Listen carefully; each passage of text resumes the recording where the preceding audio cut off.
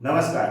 આપણે અભ્યાસ કરી રહ્યા છીએ ધોરણ 9 વાર્ષિક પરીક્ષા 2025 અને તેનો વિભાગ બી નો અભ્યાસ કરી રહ્યા છીએ, જેમાં પ્રકરણ નંબર 11 ચાલી રહ્યું છે અને એમાં આજે દાખલા નંબર આગળના જે છે એનો અભ્યાસ કરીશું.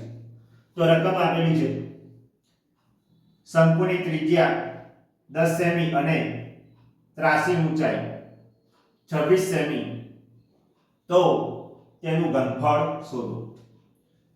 શંકુની ત્રિજ્યા 10 સેમી, તો લખીશું r બરાબર 10 સેમી. બીજું કયું છે? ત્રાસી ઊંચાઈ. ત્રાસી ઊંચાઈ જેને કહેવાય l. તો રકમમાં l આપ્યો છે આપણને 26 સેમી અને કયું છે? શંકુનું ઘનફળ શોધો. તો કે ઘનફળનું સૂત્ર છે 1/3 પાઈ r સ્ક્વેર h. આ આપણને સૂત્ર યાદ હોવું જોઈએ. આ સૂત્રની અંદર રકમમાં r અને h એટલે કે ત્રિજ્યા આપી દીધી છે, પણ ઊંચાઈ h આપેલો નથી.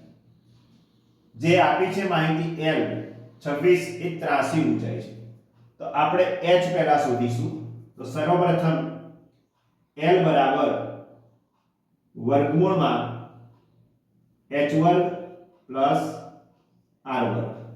હવે અહીંયા વર્ગમૂળ દૂર કરીએ તો આ બાજુ આપણે l નો કરવો પડે વર્ગ, તો આ પ્રમાણે સૂત્ર બનશે l વર્ગ બરાબર h વર્ગ પ્લસ r વર્ગ. કિંમતો મૂકીએ તો 26 નો વર્ગ h નો વર્ગ 10 નો વર્ગ. 26 નો વર્ગ કરીશું 676, h વર્ગ 10 નો વર્ગ 100.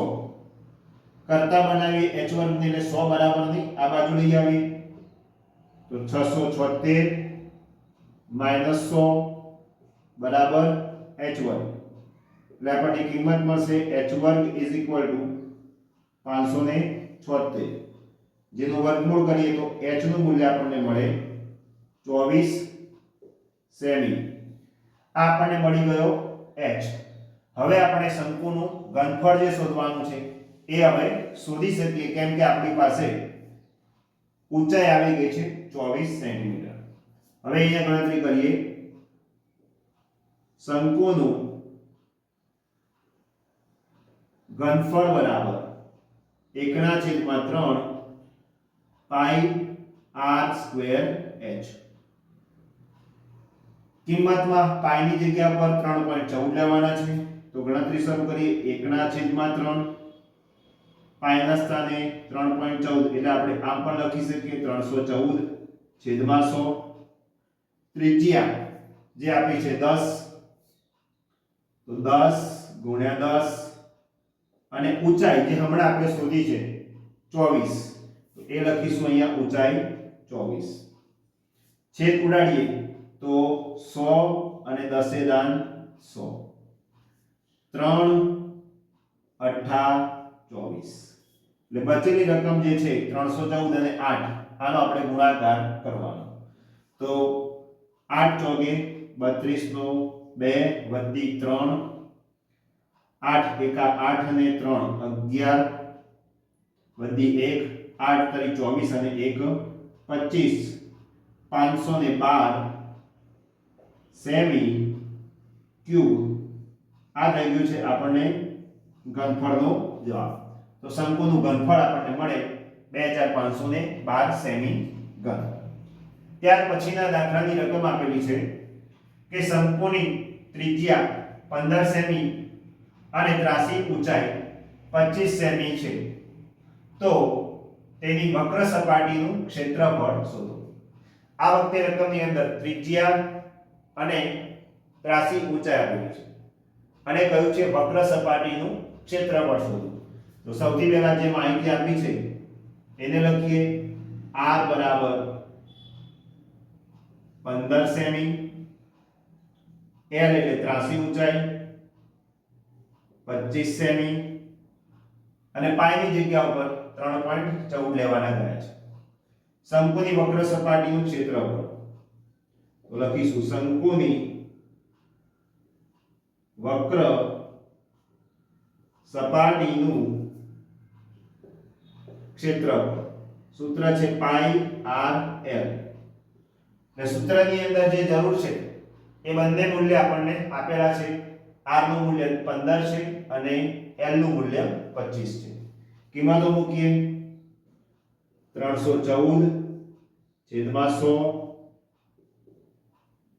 15 ગુણ્યા 25 છેદની અંદર 1 છેદ પણ ઉડાડી શકીએ આપણે તો છેદ ઉડાડીએ 25 ચોગે 100 314 તો એના આપણે 2 વડે ભાગીએ તો 157 દુ અને નીચે આપણી પાસે 4 છે એમાં આપણે કરીએ 2 દુ 4 2 ઉડી ગયા હવે બચી રાશિ આપણી પાસે 157 અને 15 તો એ ગુણાકાર કરીએ 157 ગુણ્યા 15 0 7 5 1 35 નો 5 3 વધી 25 ને 3 28 5 એકા 5 ને 2 7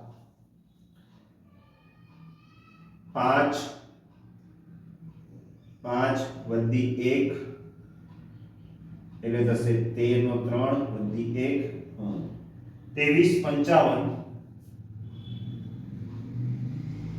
છેદમાં હજી આપણી પાસે 2 બચેલા છે આ ખાસ યાદ રાખવાનું તો હવે આપણે એનો ભાગાકાર કરીએ 2355 ભાગ્યા 2 જેથી આપણને વક્ર સપાટીનું ક્ષેત્રફળ મળી જશે 2355 ભાગ્યા 2 2 એકુ 2 3 ઉતાર્યા 2 એકુ 2 1 5 2 સત્તા 14 1 બચ્યા 15 2 સત્તા 14 1 ઉગી દો પોઈન્ટ 0 2 પંચા 10 1177.5 1177.5 શોધી રહ્યા છે ક્ષેત્રફળ એટલે સેમી સ્ક્વેર લખીશું તો આ થઈ ગયો છે આપણો દાખલા નંબર 8 કે જેમાં આપણને શંકુની વક્ર સપાટીનું ક્ષેત્રફળ શોધવાનું કહ્યું છે